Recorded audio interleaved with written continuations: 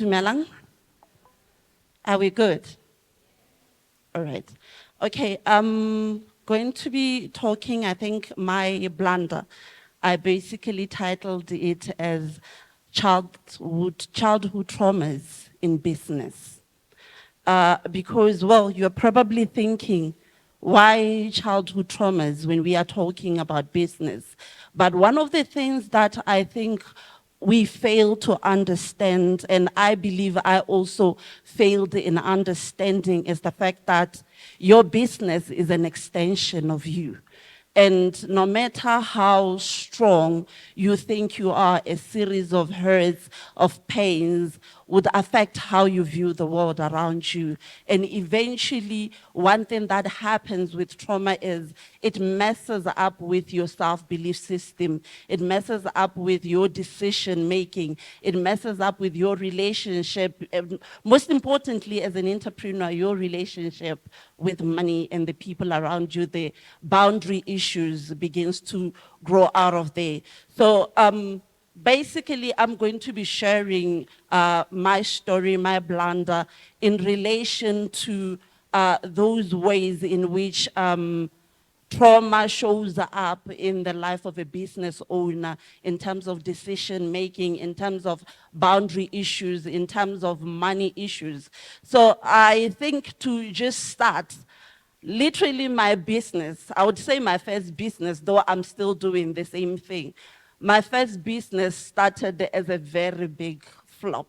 I've always been the kid that had a delay in speech, the kid with academic learning disability, the kid that was orphaned at a very young age, destitute at a very young age. I was always on the other space of othering, literally. And at one point, when I decided after tertiary to say, okay, fine, I'm going into business, I think there is a time where we come up with ideas of going into business and we don't realize that we are trying to solve emotional issues with business solutions. Because when I decided I'm going into business, the first idea I had in mind was to deal with issues of past and pains and to be there to deal with children, do academic excellency coaching and help children dealing with their issues. Only, I think, to get to realize that literally my business was a reflection of what I had been going through that I never paused to deal with. So when I started the first company that we registered, I think to me now where trauma starts to play around your belief system and your decision making, it was clear to me that I'm not a good communicator. It got clear to me to say, you know what, I don't know how to convince people to buy. I don't know how to do this. And basically, I decided to call on somebody that I've always admired how she is able to convince people into believing whatever stories you have, into buying whatever she could be selling. And I was like, I have this idea and I feel like let's partner and go into business together. So you look into it, I think from that space, one thing that I learned is there are skills as a business person you have to buy that you don't necessarily have to partner with. So going into that business, I had money that I had saved from money that was earned when I was graduating. I graduated as the university brand ambassador. So basically there was money that was paid out of it and it all got saved into starting the business. So the person I called in to partner with, literally looking into the red flags from where-go, I would pay her transportation to come to our meetings. And we'll have meetings in restaurants and I'll pay the restaurants, pay him from the money that is saved for the business. And we start up a business where you are the 100% contributor to the business, yet you are partnering with someone. simply because I felt she had something that I didn't have. She knew how to talk to people. She knew how to be patient with people. No one would look at her and see somebody that is going through something because she looked like she was not going through anything.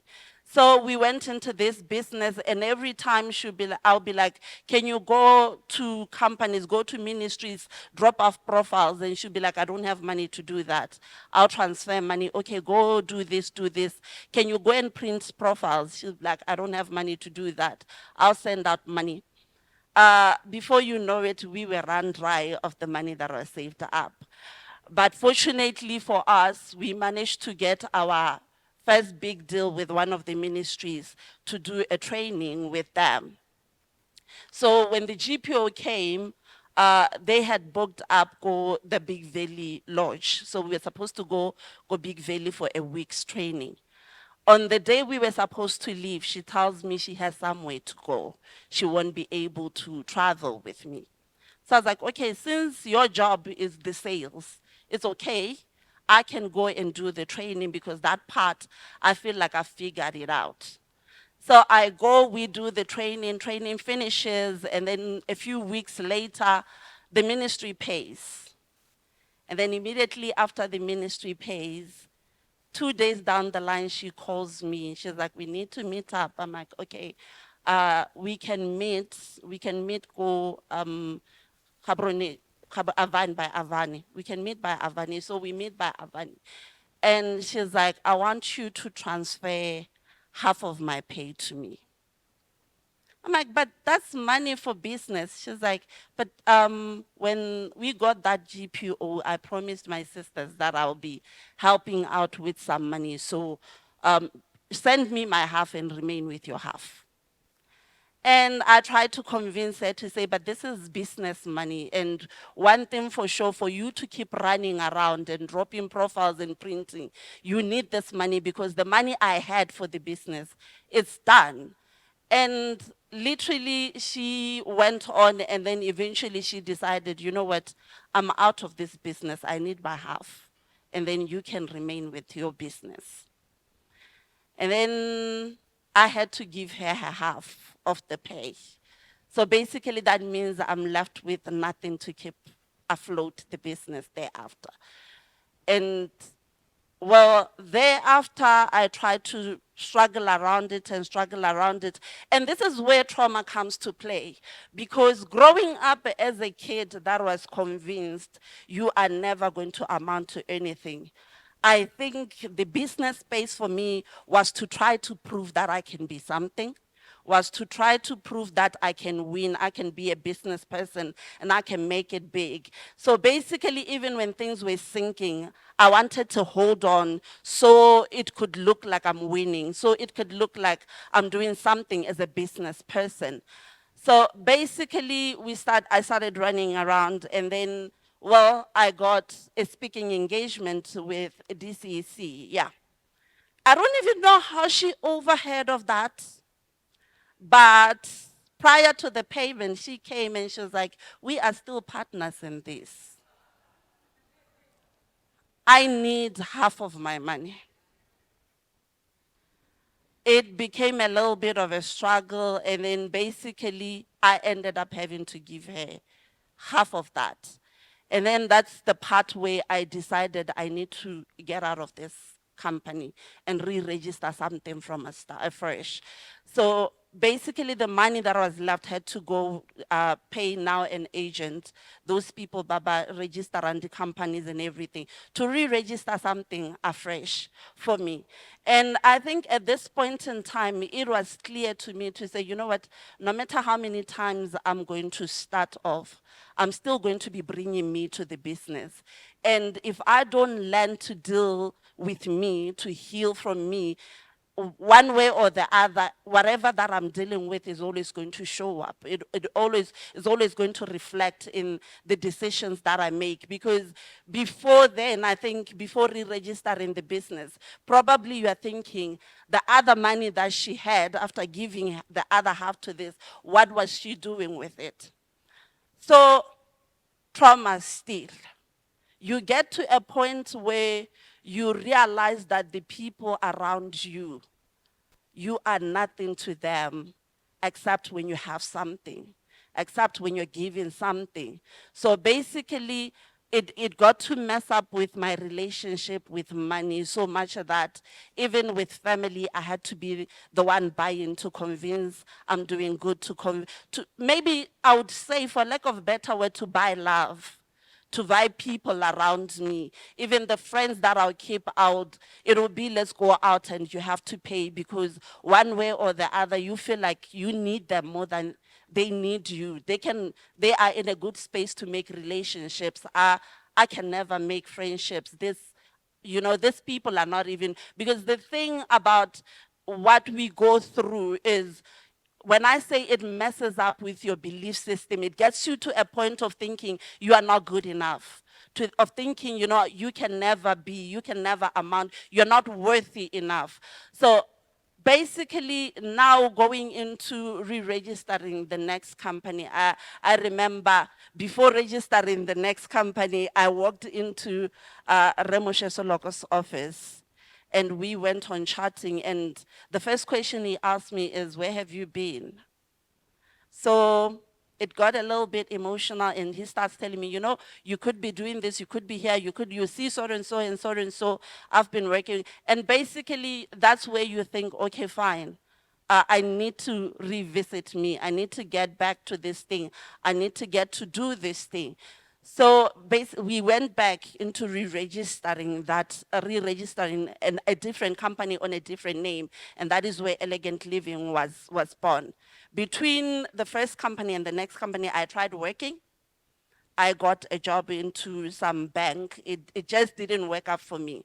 So I had to quit the bank after re-registering, and I decided, the first place from here should be the seat of a counselor or a psychologist, just so I could revisit my own traumas. And I went to one of the public hospitals in town and booked up for counseling. So they booked up a date for me. I think it was a week later. And then after a week, I came back. I came to them. So I got there early in the morning, did the registration and everything. And then as I was supposed to, when it was my turn to go in and see the psychologist, the lady that comes to call me comes and she's like, Patricia. And then I look up and she's like, Patricia, it's you. What are you doing here? And then she goes on and on and on. What are you doing here? This. And immediately I just shifted and lied. I'm like, I'm in this counseling space. I just came to appreciate what you guys do, just so I could go and see how to change what I do and do better at what I do. So I knew if I came straight and say, I need to sit in on your counseling, whatever, we are going to have a challenge. So I just thought maybe it's best if I book so I can come in that way. So we get in, we start talking about whatever they do and how they do and how hectic our work is, how I have my work cut out for me and everything. And well, a few minutes after, an hour after that, I leave that place. I didn't get the help I wanted. I went home, cried myself up, and the next morning I decided, what, empowerment and girl, we are going to slay this. We are going to do this.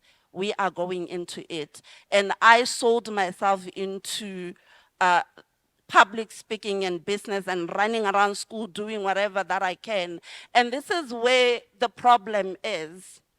Empowerment is not power over trauma. One way or the other, there comes a time where you just have to allow yourself to heal. One way or the other, if I needed the best for me and for whatever the business I was trying to build, that little moment should have turned into an authentic moment. Because you can't heal until you learn to be authentic. It could have turned into a moment of saying, you know what, I'm here for help. I need help. Can we talk? Can you help me? So basically, I sold myself into doing this thing. And before you know it, we were running around both locally and in an international space. Until I think that is before, that was some years before, a year before COVID, yeah. I get an invitation from an organization called I Am Africa. It's a Dubai-based organization. They are hosting a women empowerment conference in Dubai, and they wanted me as one of their speakers. For an interviewer and a speaker, that is like an aha moment. Like, good, this is me. I'm about to break out of Africa. I'm going out of Africa. But for me, it got me to a space of thinking, I'm not a good communicator. I'm not good enough. What am I going to do?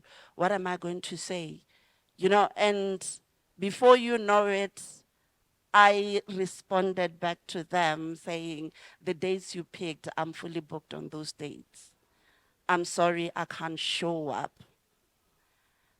And it took me a long time beating myself up about that opportunity, to an extent that I literally pulled out of business and just stayed at home. Literally just stayed at home. Um, and then, well, it got to a point where you are just home now. Parents are talking, people are talking, everybody is just asking, "Kante no sa ro dira business, what are you doing? You graduated top of your class, why don't you get a job? Why don't you do this? Why don't you do that?" And fortunately, I had surrounded myself with amazing mentors. And I remember at that point, it was very early in the morning. I sent TJ a message. I'm like, I need to talk to you. We need to talk. Um, and I sent Mr. Nkata the same message. I'm like, we need to talk. I really need to talk to you. And fortunately, immediately, Mr. Nkata responded, is I come by my office. So I left Tokwing, I went to his office. We sat down. I went all out. I talked about it all, every little thing to details. He was seated there. I'm like, I don't need you to say anything, just let me talk. We talked, and he's like, there's a friend that I'd love for you to go and see. I went to see the friend, we talked, we went through it, we talked, we went through almost everything. And then after that, that's when we came back. And I remember after that, there was an offer with Ministry of Health for a 2 weeks training. And at this point in time, they want your BRS certificate. They want the bank account details. Account, well, with FNB, you stay a few months, because it's an Madima account thing, they close the account. BRS certificate, I haven't even updated that. So basically that means now Patricia has to go now into a space of borrowing money to do the BRS thing, to go FNB and reopen the account, to do everything. And then fortunately we did the training, and the training went on and it paid. And this is when now everything started to take shape, because thereafter now we started getting our offices in order. We started getting everything in order, and business now started to look like business.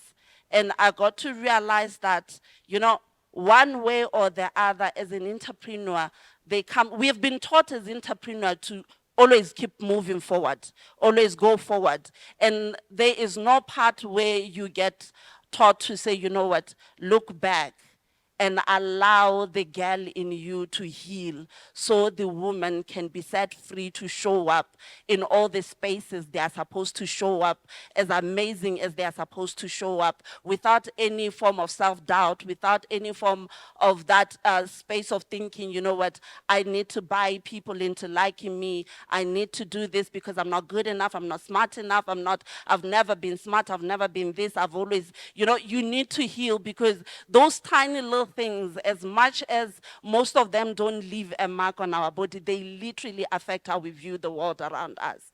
And whether you like it or you believe it or you don't, a series of hurts, of pains, of traumas would affect how you view the world around you. So I decided at that point to say, you know what, now having chosen the healed Patricia, and having to choose to subscribe for the healing Patricia, I need to now allow Patricia to thrive and to keep thriving. So we went back into all these spaces, and I remember 2021. 2021, we got into 2020, going to 2021, I think, we got into our Women with Scar tour across Africa, and I also had a chance to give talks on national televisions. I remember I gave an hour talk with ZBC. I was on Power FM, and immediately awards started coming. At one point I got recognized as top 40 most inspiring women in West Africa. 2021 going 2022, that's when I got recognized as one of the nominees of the top 50 most inspiring women in Africa. And then when an opportunity with Soul Online Radio came, I found myself in a space where I'm not thinking, "Ke a go rama kwa ke reng?" But in a space where I'm thinking, I'm good for this, I'm ready for this, I am ready for this. And immediately things started to take form. So I think one of the biggest blunders that I came to share today is getting you to realize how important it is to heal, to allow you to heal. When we talk about other forms of relationships, we always talk about marriage. It depends who you have been, because you need to heal from your past to make the marriage work. But business is just like that. One way or the other, whatever that you decide to sweep under the carpet, whatever you decide to hide, that elephant is always going to show up. So for you to show up in a bigger and amazing way for your business the way you want it to, you need to allow you to heal. Because I look at it today and I think I would have been far had I decided to first allow me to clean me from any other thing so I could be in a position where I'm empty to move forward. I would have been far. But one way or the other, like that saying, we are falling forward. The idea is to allow yourself now to go into a space of acknowledging it happened. And then now what? Who do I choose to be now in this very moment? Thank you so much.